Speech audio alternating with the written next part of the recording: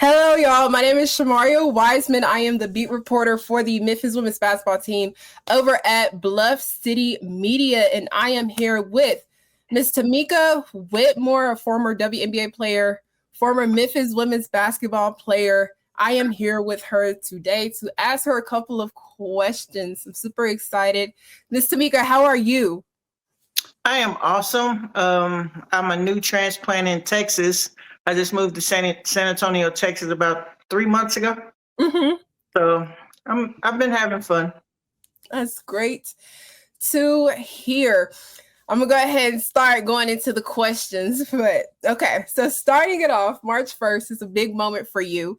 Your jersey will be getting retired, number 44. And I've heard so many people say that they've long awaited for this moment. So, how does it feel to know that there are people watching you that have watched you and have longed for this moment? So, like, how does it feel to have accomplished, and like, what are your emotions with getting your jersey retired?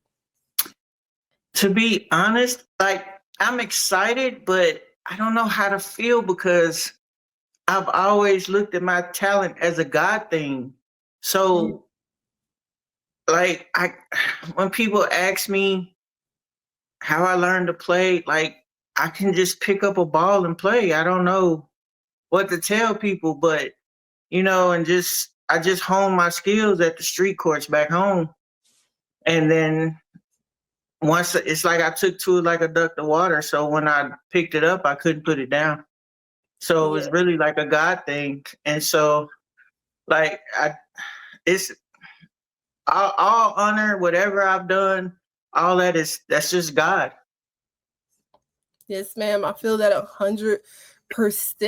And I know you wore number 44. Was there any particular reason as to why you wore that number? Well, coming in from high school, I wore 24. Mm-hmm. So when I got to Memphis, it was another great player, Kitty Allen, that already had that number.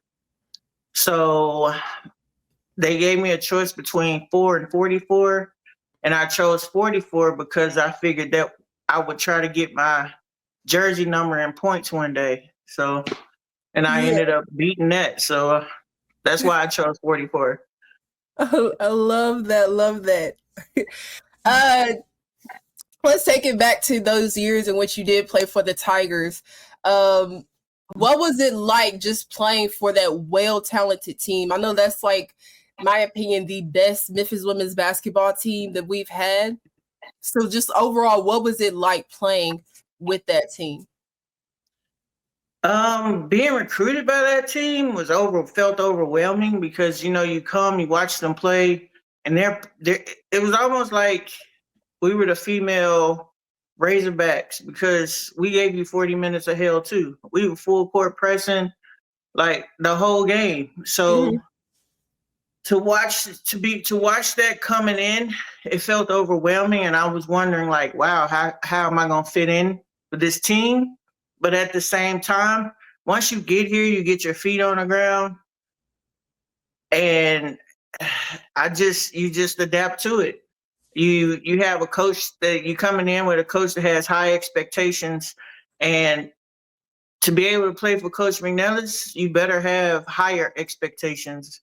So just the fact that she honed me and groomed me to be able to do what I did, it was just an honor to play for her. Yes. And I was going to speak on her exactly like what it was like transferring and like not transferring, but going over to the Tigers and just playing under McNillis and everything that she's done for this organization. And I'm glad that you spoke on her and on that. Like, of course. Yeah, Uh, she is to me, she's a once in a lifetime type of coach. mhm. So all of us who have had the opportunity to play for her, you know what I'm talking about. Like you just know what I'm talking about. Her expectations of you will far exceed your own. So either you're gonna step up to the plate or you're gonna wish you had. So Yes. Love it. Uh, okay. What do you consider your greatest accomplishment? Because I could go on and on about what exactly you did, like specifically in your senior year for the Tigers. We're talking about you averaging 26.3 points, which is the most in the nation. You being named to 5 different All-American teams, you being named Conference USA Player of the Year twice. But what do you consider your overall greatest accomplishments you ever got? And it doesn't even have to just be basketball related. I think my overall greatest accomplishment I've ever done was just show people who may have come from, like, I literally came from nothing, like, just to show them that it's not about your environment, but it's about your decisions. Mm. You have to make that decision to make sacrifices that a lot of people just don't want to make. You don't want to sacrifice going out having fun with your friends or going to parties or and stuff like that at a young age. And I made those sacrifices because I knew if I continued on with what I was doing, it was going to take me somewhere. I didn't know where. I just knew somewhere. Yeah.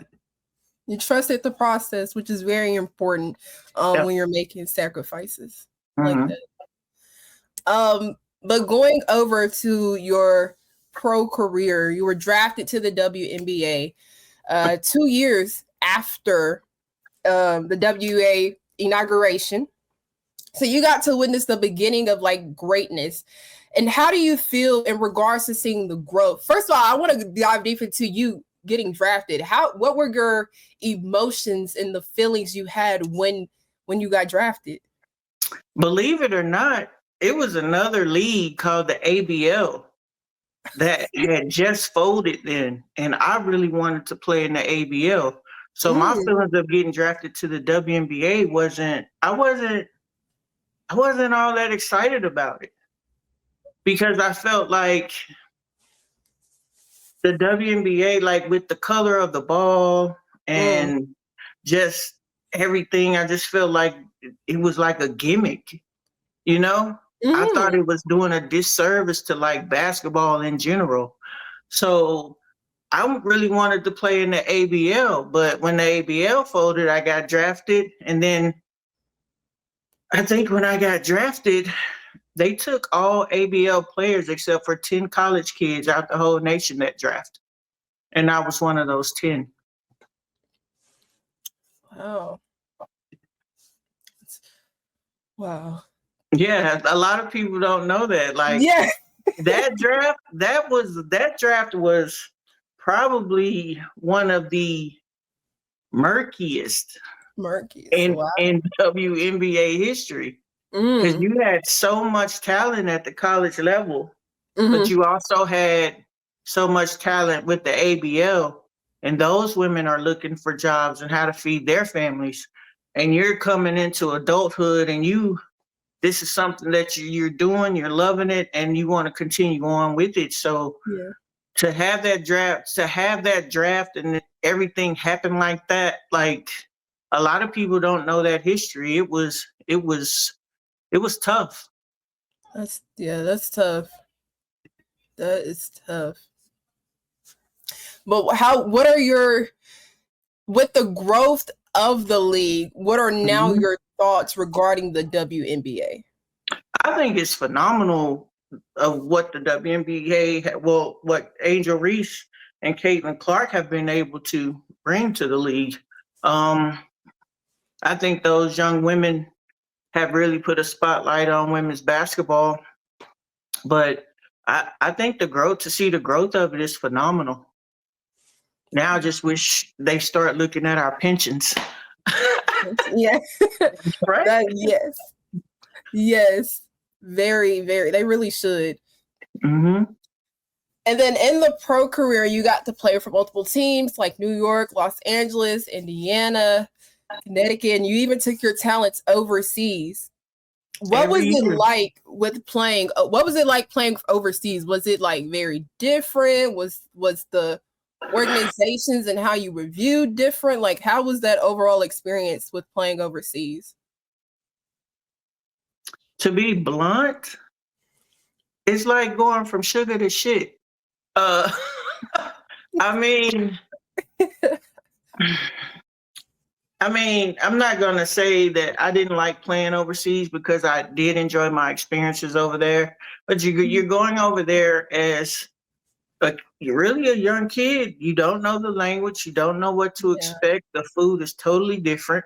Um, if you don't know how to drive a stick shift, that's something you will learn to do over there. And Hmm. just getting around. You know how everything is in like another language over here. You have English and Spanish or another language. Hmm. Other overseas countries don't make it there. Everything's not in English over there. Yeah. So you just have to try to just navigate your way, find your way to stuff. Sometimes you have teammates that are willing to help you, sometimes you don't. And you just have to be you're over there and you just have to understand that like although college is more family oriented, the Yeah. pros is more business because you could score 63 points and still lose and they gonna blame you for losing. So you Mm. have to be mentally tough to play over there. Yeah. That's yeah. I could definitely see that experience. I Mm-hmm. do. And I know with the newfound league that we have with Unrivaled, Yeah. helping with helping uh women basketball players not have to travel overseas and still being able to get money while playing here in America. What do you think about the newfound league and things like that? I think Unrivaled is I think what they've done with that is great. I think they really stepped up the bar a little bit as far as how they're paying their players and stuff. And I think it's a good I'm not gonna say it's a competition with the WNBA because Mm-hmm. it happens at different times, but it does make I think it should make the WNBA look at what it's paying its players. I think when I got drafted I was only making 27.5. So that's all I made. Wow. So to be able to come in the league and make 40,000, if you think about it, I mean, you manage your money right. Yeah. You made a decent check. That's right. Heavy on Yeah, managing your money right though. yeah, Heavy on that part. yeah. This is this a league that you wish was something that you could have partook in earlier in the years? Oh yeah, for sure. Especially like with the one-on-one tournaments Yeah. and stuff like that. I love playing one-on-one. Like that, I love that. So, and I just think back to me playing one-on-one against football players that went to Memphis, grown men at the courts and beating them. Like I wonder, like, could I don't know. I would have been hard to beat. Man, I wish I could have seen those 1v1s. I They would have be been hard to beat. You yeah, when you dudes really be thinking they could just take Yeah, these pro women basketball players. Like, no, you can't. You can't just take them on. right, Not easy. It's gonna be tough. Like these are right. professionals at they craft. Yeah, for sure. Yeah. But to going back to Memphis now, Coach Alex Simmons was on the Penny Hardaway radio talk show a couple weeks ago and spoke highly of you. And she mentioned that you are a very down to earth person and that you had spoken to the women's basketball team in the summer before the season started. And I know Mhm. that she also stated that some of these ladies on the team want to follow your footsteps and becoming pros. So like what were some words of encouragement that you like used for them in order for them to completely fulfill their destinies, on the court this season? But I think when it comes to fulfilling those destinies that they have, those goals they want to achieve, you got to have a different mindset. You got to you have got to understand that nothing else comes before that goal. Nothing. Mm-hmm. So you change your mindset, and it's okay to put yourself first sometimes because that's how you can't pour into an empty cup. Like as a leader, as in any aspect, you have to make sure that you on your checklist, you make sure that you got your checklist done before you expect anything of anybody else. That's great. I love that. Love that. And that's something I'll actually take heed to in my practices that I do in the sports media world. Most Mm-hmm. definitely. For sure. Yes. The landscape of women's basketball has drastically changed. We obviously spoke in regards to the time you were in the league till now. More eyes, more viewership. Coming with this is going to be the trolls, the clowns, and all of that. But how do you feel that these players should take on the negativity with the increased viewership and things like that? Well, continue to do your job and do it well. Just do your job and do it well. Everything else will fall into place. And as far as the clowns that come with the negativity, I can guarantee you, nobody trying to lace up. Thanks. But I do want to end it off with the progression of just women's sports in general, not even just only basketball, but women's sports in general. How is it like being able to see the progress in it all? Well, I to be able to see the progress, like I think I like with tennis, I got to see it firsthand. I got to go to a couple of U.S. Opens, watch Venus and Serena tear it up, like to watch them change the face of tennis. To watch to I don't think people understand how fast their serve is until you can see it in person. Like you really can't even follow the ball. Like it's that fast in person. But to see that part, to see women's soccer actually start to gain followership and women's basketball to be able to increase its viewership as it has and fan base, I think the sky's the limit. Of course, it's some sport like even women's football. You have women's football league. They're coming around, but they haven't crossed over that threshold as of yet. But I think women are capable of doing any and everything. Any and everything. I think the barriers that have been placed on women has been placed by society, not by women themselves. We continue to overachieve in everything, if you want to put it bluntly. And that's just the nature of the business. Like I feel like as a female, especially as a Black female, you kind of get those stereotypes that you'll never be good enough.